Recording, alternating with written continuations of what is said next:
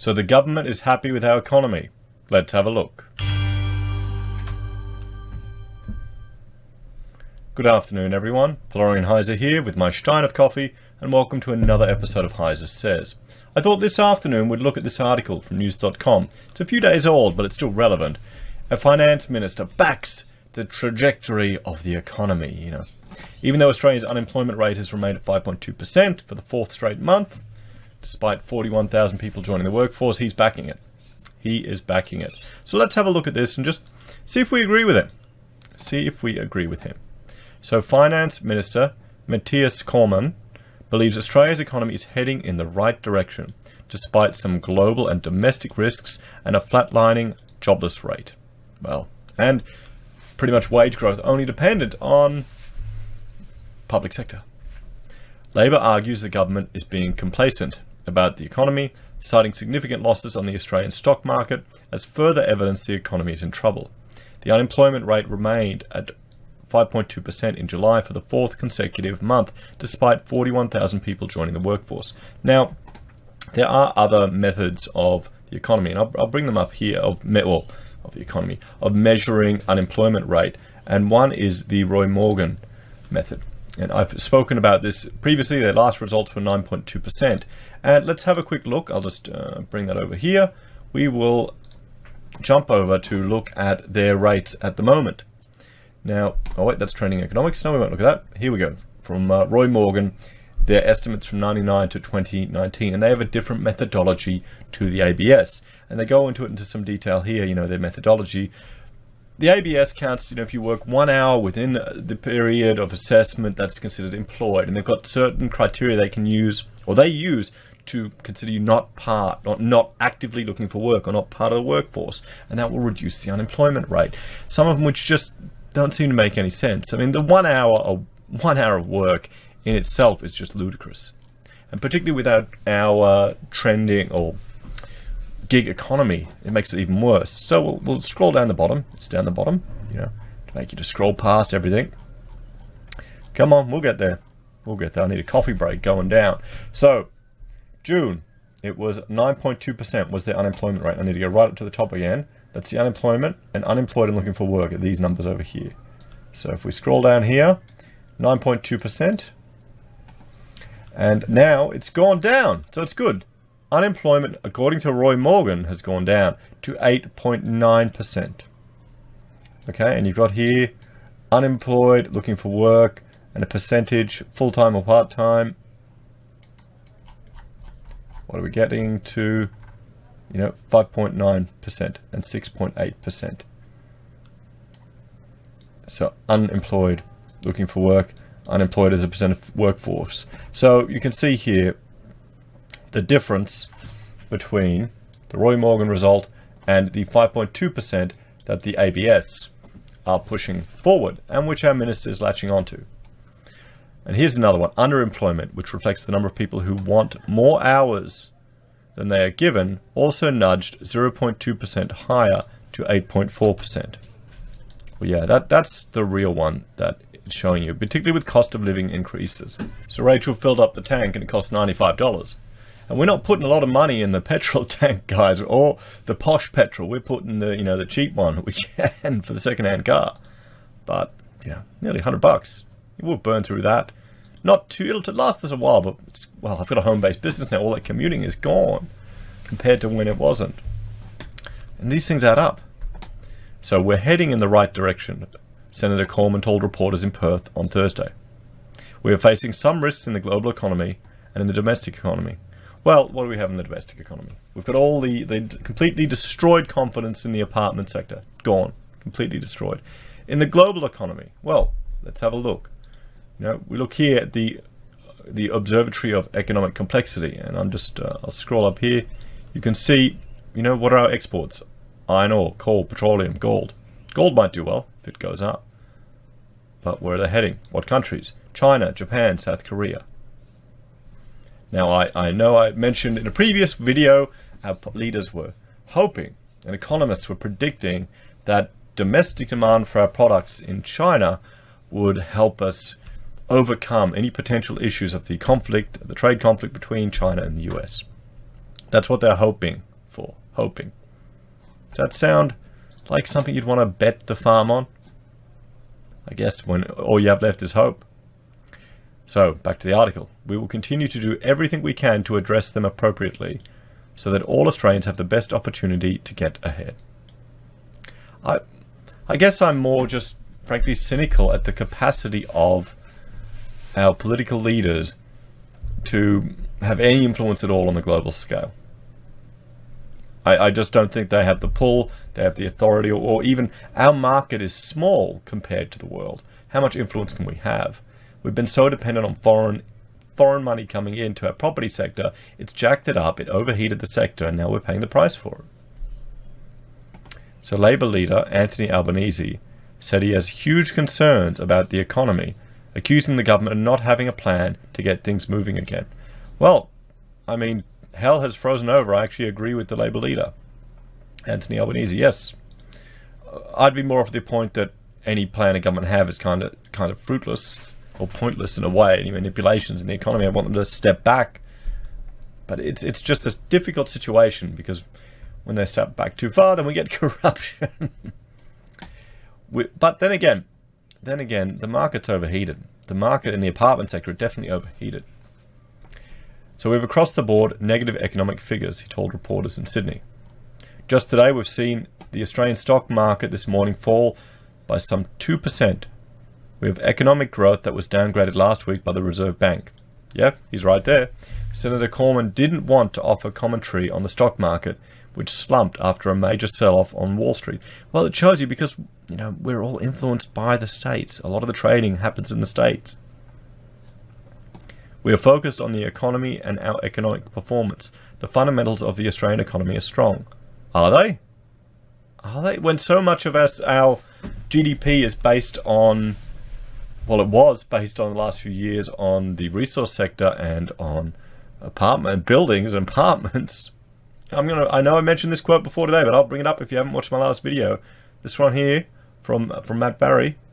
Look at what the house of cards that Australia's economy is built in. 24% of the country's GDP growth is from a corridor of apartments pretty much in Sydney. Shouldn't we be worried? Is that fundamentals? Is that good? I mean, we look here. We'll jump back here. You can see how much of our economy is, or our export economy is iron ore. 20%. Okay, we'll jump back now to, let's look at trading economics, and we won't go to calendar. We will go to commodities market, and let's have a look at iron ore. Where's it going? Let's see how it's going today. Is anyone trading any iron ore futures? Oh, it's up 0. Come on, load it up. There you go. Boom. And Western Australia, which is a large exporter of iron ore, 61% of all of our trade with China comes from WA. So you think this is going to make a difference? You think this is going to flow onto housing? You think this is going to affect, the tradies and the workers on the mines, their capacities to buy the speedboat, to buy the ute, to buy these consumables to keep the economy going? Could this be why we apparently have a retail recession, except at JB Hi-Fi, which spiked up just after tax money was handed out? Oh, maybe I'm just not connecting the dots. I need to see it through a political lens. I've been watching a bit too much Yes Minister recently. So he pointed to Australia's AAA credit rating, an employment growth of 2.6% above the long-term average of 1.8%. Mr. Albanese suggested increasing welfare payments for job seekers could also boost the economy. That's an interesting one. I guess. It depends. You want to give people the capacity to find a job. You want to give them the capacity to find a job. You don't want people stuck on welfare their whole life. But when you introduce minimum wage legislation, you are going to have some people that are not worth the minimum wage, to be quite brutally honest. So you're always going to have an element of your population who are trapped by that minimum wage. They're trapped in unemployment. And with, more advanced technology, more demanding work requirements, that's just going to get worse. So you need to keep that in mind. You need to keep it in mind. So Reserve Bank Deputy Governor Guy DeBella said on Thursday that Australia's low spending is among the biggest domestic challenges to the economy. Well, yeah, no one's spending anything because we're all saving. Everyone's concerned because our debt to GDP is insane. Our debt to GDP is just insane. I mean, I tell you what, we'll bring that up. Let's look at that here. You know, I should probably pre-organize all of this, but you know, we're going with the flow here. I got my coffee going. Government debt to GDP. We'll look at that one. There you go. From 2020, it's at 20.5 up to 40.7. Let's look at it at 5 years. Let's look at it 10 years. Let's look at it the max of our data. Oh, well, yeah, that's government. That's government. What about consumer? Consumer disposable personal household debt to GDP. Let's have a look. There you go. That doesn't look too bad. But no, we'll go a bit further out. Oh, wait a minute. That's grown a bit. Remember, this table is stopping here at 110. And we'll go to 10 years. Now it's 105 down the bottom. Let's go to max. Look at that. In 84, 40. And now 120. So since 84, it's doubled. Or tripled. Tripled. So perhaps just the theory crafting here, guys. Perhaps this insane number here is why, you know, people aren't spending their 1080 they got from their tax return, if they got it. Unless they were so stupid they thought it was just a cash handout and they spent it, you know, before tax time on, you know, the new iPhone from JB Hi-Fi and shot up their revenue. And now they're ringing their accountants, as we've seen in previous videos, and complaining. So, you know, maybe that could be why. Maybe that could be why. How would you, if you were in this situation, and I'll just bring full screen. How would you address this? How would you restore consumer confidence? Get more public spending? What would you do? What options would you do? Would you just give cash parachutes, free money, debt jubilee, buy back bonds? What would you do? How could our leaders actually do it? Would they be capable of doing it? Would it be nothing more than spin? Should you just let the market go through its motions and suffer the pain so our housing adjusts and other costs adjust?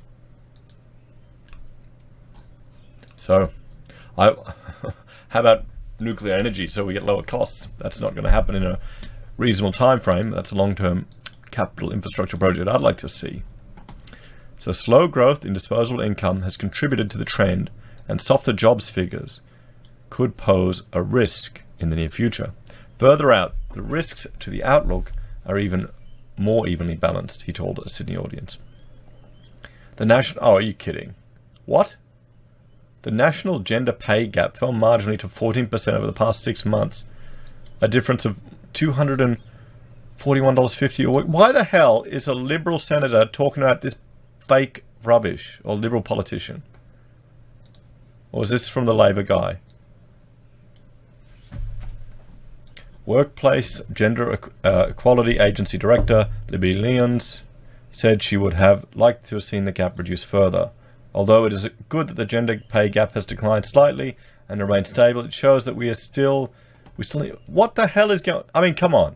Okay, if you're dumb enough to believe that this is an actual thing, if there's an actual gender pay gap, okay, a pay gap, if you're dumb enough to think that's accurate, then you shouldn't be allowed to make any decisions of authority in our political system. You should not have a leadership position. Right then, you know, I think we need to really implement some basic bloody tests before these people get into power, because it doesn't exist. It's really simple. Really simple. Sorry, I'm wrong. It would exist if you implement socialist policies and force businesses to pay people higher for less work. But in an open market, people will naturally have the choice, the freedom, you know, to earn different amounts, to have different quality of life. And businesses will do whatever they can to reduce their costs, particularly in this market. So if they could just hire a whole bunch of women and fire all the blokes and get the work done cheaper, they would. They would, but they haven't. Okay, there's a reason why someone who welds earns more money than someone who works in a daycare. Okay, some jobs are a bit riskier than others.